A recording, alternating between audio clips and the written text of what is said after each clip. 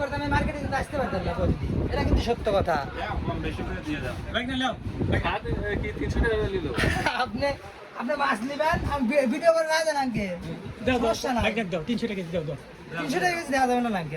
যদি শোনো আমার ভাগ্নে যে দাম বলছে তার সাথে তুই বেশি বেচতে পারো, আমি তোমাকে চ্যালেঞ্জ করে দিব। ঠিক আছে, আপনার কথা ঠিক আছে। ঠিক আছে,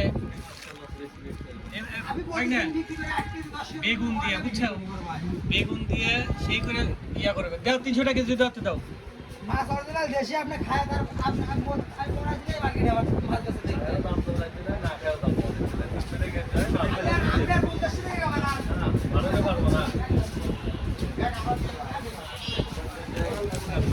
সবাই তো ভাগ লাগবে। ঠিক না?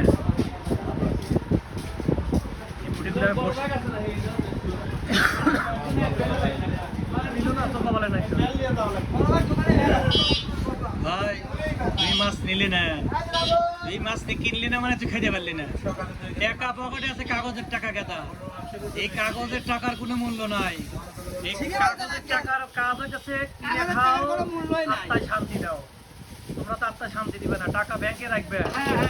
ব্যাংকে টাকা রেখে কোনো লাভ নাই। ঠিক আছে না ভাই? হ্যাঁ আপনি ঠিকই বলছেন। হ্যাঁ এখন